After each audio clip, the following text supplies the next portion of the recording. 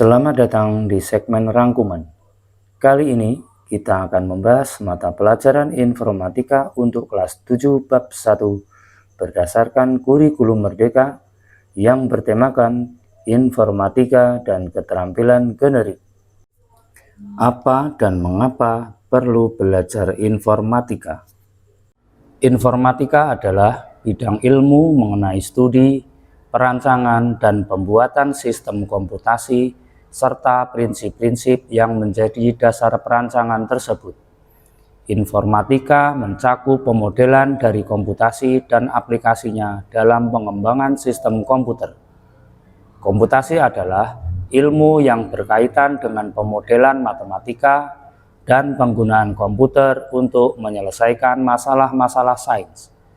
Nah, istilah informatika sepadan dengan istilah dalam bahasa Inggris yaitu informatics, computing, dan computer science. Informatika mencakup pemodelan dari komputasi dan aplikasinya dalam pengembangan sistem komputer. Apa itu komputasi? Komputasi adalah penghitungan dengan menggunakan komputer. Dalam matematika, penghitungan dengan menggunakan bilangan-bilangan atau peubah-peubah yang dilaksanakan berdasarkan urutan langkah yang diberikan. Apa yang akan dipelajari dalam mata pelajaran informatika? Yang pertama, berpikir komputasional, artinya belajar menyelesaikan persoalan-persoalan sehari-hari yang dibaliknya mengandung berbagai macam konsep keilmuan seperti informatika, matematika, sains, atau ilmu sosial. Yang kedua adalah teknologi informasi dan komunikasi, yaitu belajar cara membuat karya digital, berkomunikasi via surel, menggunakan peramban untuk mencari informasi, serta mengelola file dalam folder.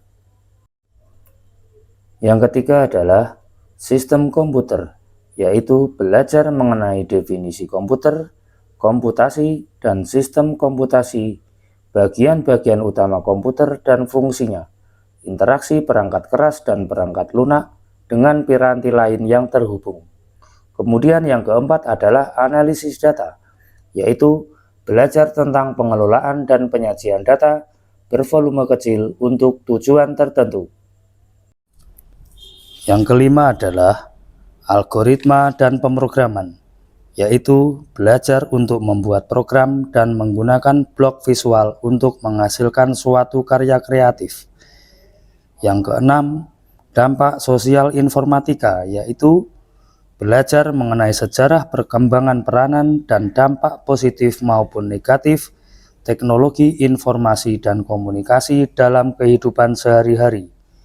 Yang ketujuh adalah praktika lintas bidang.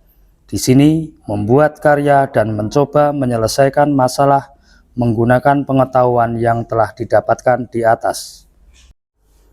Informatika dan profil pelajar Pancasila. Informatika dan profil pelajar Pancasila untuk menyiapkan diri menghadapi masa depan di era digital. Peserta didik juga perlu membangun kebiasaan-kebiasaan baik yang menumbuhkan karakter yang baik pula. Bagi pelajar Indonesia, karakter yang baik ini dirumuskan sebagai profil pelajar Pancasila yang memiliki ciri-ciri sebagai berikut: beriman, bertakwa kepada Tuhan Yang Maha Esa, dan juga berakhlak mulia, berkebinekaan global, mandiri, bergotong royong, bernalar kritis, dan kreatif. Pengantar keterampilan generik. Ada 7 aspek praktika informatika, yaitu sebagai berikut. 1. Membina budaya kerja masyarakat digital dalam tim yang inklusif. Yang kedua, berkolaborasi untuk melaksanakan tugas dengan tema komputasi. Yang ketiga, mengenali dan mendefinisikan persoalan yang penyelesaiannya dapat didukung dengan sistem komputasi. Kemudian yang keempat adalah mengembangkan dan menggunakan abstraksi.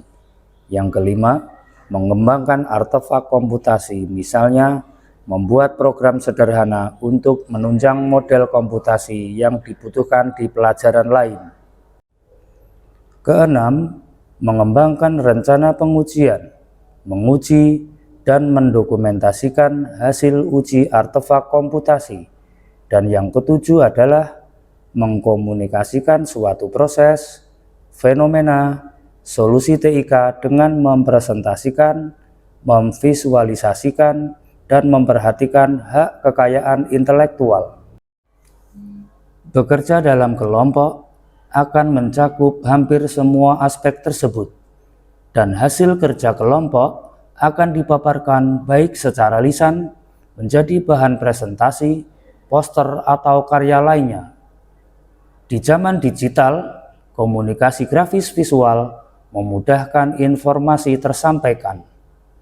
Infografis berisi informasi teks dan juga gambar atau grafik lain yang akan mempermudah pembaca menangkap pesan yang dimaksud.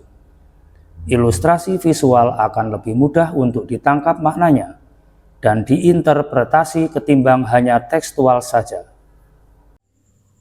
Sebuah infografis mempunyai komponen konten dan juga tampilan. Konten dan tampilan akan menjadikan sebuah infografis menjadi paparan untuk mengkomunikasikan hasil yang baik dan berhasil. Perancangan konten infografis perlu memperhatikan hal berikut. Tujuan infografis dibuat untuk mengedukasi, himbauan, ajakan, atau lainnya. Kepada siapa infografis itu ditujukan, misalnya, membuat infografis untuk adik-adik TK tentunya akan berbeda dengan infografis paparan proyek sains. Infografis saintik, kontennya harus lebih saintik dan sesuai dengan kaidah sains. Konten harus benar, masuk akal, dan jelas sumbernya.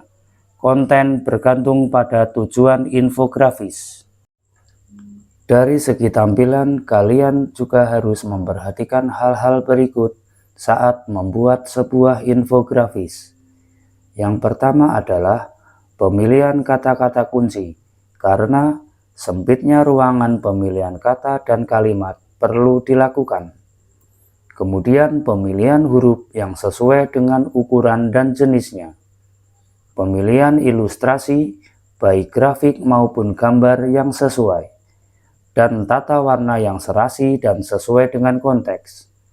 Demikian rangkuman untuk mata pelajaran informatika kelas 7 bab 1 berdasarkan kurikulum Merdeka, yaitu tentang informatika dan keterampilan generik. Semoga bermanfaat.